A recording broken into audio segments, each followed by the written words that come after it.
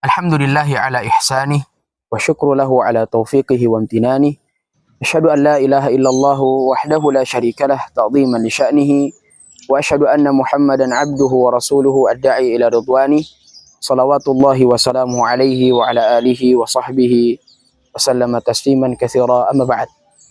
Para pemirsa dimanapun Anda berada, semoga Allah Subhanahu wa taala senantiasa melimpahkan kasih sayangnya kepada kita semua. Kita melihat bagaimana ciptaan Allah Subhanahu wa taala yang Allah ciptakan dalam kehidupan kita dan apa yang berada di sekitar kita. Hendaknya senantiasa kita bersyukur kepada Allah Subhanahu wa taala dan bertadarru dan bertawadu di hadapan Allah Subhanahu wa taala. Makanya dituturkan di perkataan Imam An-Nawawi rahimahullahu taala, cukuplah ketika engkau melihat apa yang Allah ciptakan di atas permukaan bumi ini membuatmu syukur kepadanya. Artinya dengan kita melihat apa yang Allah ciptakan, mulai dari tubuh yang Allah ciptakan ini, kemudian sekitarnya, kemudian apa yang Allah berikan kepada kita, hendaknya kita senantiasa bersyukur kepada Allah Subhanahu wa taala. Dan senantiasa kita bertawadu, tidak angkuh.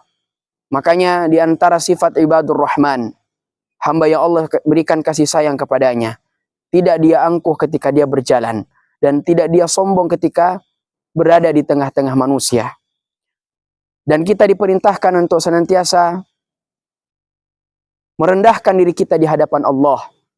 Allah mengatakan, dan ini adalah doa di antara doa-doa yang senantiasa kita ucapkan ketika kita merasa diri kita penuh dengan kezaliman. Allah berfirman dalam surah Al-A'raf, Qala rabbana zalamna anfusana wa illam taghfir lana wa tarhamna lanakunanna minal khasirin. Subhanallah, para pemirsa, tatkala kita mentadabburi ayat Allah, mentadabburi ayat ini, yang dimana ayat ini selalu dibacakan ketika kita merasa diri kita dipenuhi dengan kezaliman. Kita mengatakan, Qala rabbana, ya Allah, ya Rabb kami, zalamna anfusana, telah kami zalimkan diri kami. Artinya kami ini hamba yang zalim. Wa illam taghfir lana, engkau tahu kami ini zalim terhadap diri kami dan zalim terhadap manusia.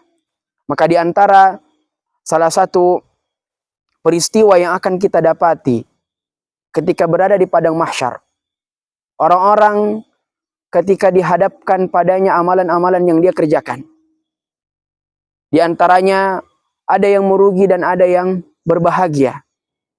Ya. Karena di antara mereka ada yang sengsara, disengsarakan kehidupannya di padang mahsyar karena mereka berbuat zalim kepada manusia, tidak memenuhi hak-haknya. Makanya Allah mengatakan wailul lil mutaffifin. Sungguh celaka bagi mereka yang berbuat curang. Sungguh celaka bagi mereka yang tidak memberikan hak-haknya kepada orang-orang yang lain. Di antara mereka akan dibinasakan karena diambil amalan-amalannya untuk memenuhi saudaranya yang dia zalimi. Makanya kita selalu mengatakan Rabbana zalamna anfusana, kami telah menzalimi diri kami, juga menzalimi orang-orang yang lain di sekitar kami.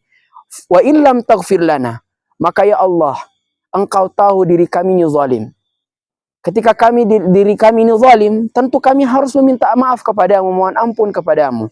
Maka wa illam taghfir lana, ketika engkau tidak mengampuni kami, wa tarhamna lanakunanna minal khasirin, ketika engkau tidak merahmati kami dan memohon ampun, tidak memohon ampun atau tidak memaafkan kami, dan tidak memberikan rahmatnya, kasih sayangnya kepada kami, lanakunanna minal khasirin, maka sungguh kami telah menjadi orang yang merugi. Maka para pemirsa yang dirahmati Allah Subhanahu wa taala, kita kembali bahwa ketika kita melihat ciptaan Allah Subhanahu wa taala, gunung-gunung yang indah, kemudian suasana yang menyejukkan mata kita, cukuplah itu menjadi kesyukuran kita dan menambah kesyukuran kita kepada Allah. Makanya Allah senantiasa mewasiatkan kepada kita, kepada para manusia, dan juga sering disebutkan oleh para penceramah, tatkala kita mensyukuri nikmat Allah, maka Allah akan menambahkannya. Ketika kita kufur, maka Allah akan menguranginya. dan menjadikan kita orang-orang yang tidak taat kepada Allah Subhanahu wa taala. Maka para pemirsa yang dirahmati Allah Subhanahu wa taala, Allah kembali berfirman, dan ini menunjukkan agungnya Al-Qur'an dan agungnya tatkala seorang hamba itu taat kepada Allah Subhanahu wa taala. Lau anzalna hadzal Qur'an ala jabalin la ra'aitahu khashi'an mutasaddian min khasyatillah. Allah berfirman dalam surah Al-Hasyr.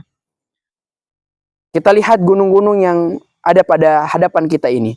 Seandainya Allah menurunkan Al-Qur'an ini kepada mereka, makanya di antara tafsiran Imam At-Tabari rahimahullahu taala ketika menafsirkan lau anzalna hadzal Qur'an wa ala jabal, ketika Al-Qur'an ini diturunkan, artinya gunung ini diamanahkan oleh Allah untuk menerima wahyu Al-Qur'an ini.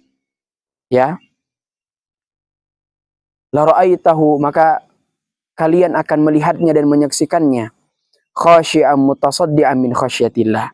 Mereka ini akan takut dan gunung-gunung ini akan berhancuran karena saking tidak kuatnya menahan wahyu Al-Qur'an ini. Saking tidak kuatnya ya merasakan Al-Qur'an ini. Kenapa Allah Subhanahu wa taala memberikan gambaran dalam ayat ini tentang gunung? Kenapa bukan yang lain? Kenapa bukan manusia? Kenapa bukan yang makhluk-makhluk yang Allah ciptakan yang lainnya? Karena kita ketahui gunung adalah sesuatu yang kokoh, sesuatu yang kuat. Tapi Allah ingin menggambarkan kepada kita bahwa meskipun Anda kuat, meskipun sesuatu itu kokoh, tapi ketika Allah menurunkan perintahnya kepadanya, maka seakan-akan dirinya sesuatu tersebut tidak bisa menerimanya serta bertaamul dengannya. Maka Allah Subhanahu wa taala memperingatkan kepada kita semua para pemirsa dan mewasiatkan kepada kita semua untuk senantiasa bertaqarrub dan berkhasyah, takut kepada Allah Subhanahu wa taala serta bersyukur kepada Allah Subhanahu wa taala atas nikmat yang diberikan. Maka kembali kepada ayat kita, di potongan ayat yang pertama kita bacakan, inilah senantiasa untuk kita ulangi. Rabbana dhalamna anfusana wa illam taghfir lana wa tarhamna lanakunanna minal khasirin. Saya kira ayat ini sudah dihafal mati, sudah dihafal dengan sebetul-betulnya. Hendaknya ketika kita sujud, ya karena kata Nabi SAW, sungguh keadaan seorang hamba dengan Rabbnya, keadaan yang paling dekat adalah ketika dia sujud. Rabbana dhalamna, ya Allah, sesungguhnya kami telah zalim kepada diri kami, tidak memberikan hak-haknya. Rabbana dhalamna anfusana wa illam taghfir lana. Ketika engkau tidak mengampuni kami dan tidak memberikan kasih sayangnya kepada kami, sesungguhnya kami ini termasuk orang-orang yang merugi. Jangan sampai kita merugi dan jangan sampai kita sengsara. Karena tatkala kita sengsara di dunia ini, artinya tidak taat kepada Allah Subhanahu wa taala, apalagi kita ketika berada di akhirat. Subhanakallahumma hamdika asyhadu an la ilaha illa anta astaghfiruka wa atubu ilaik. Assalamualaikum warahmatullahi wabarakatuh.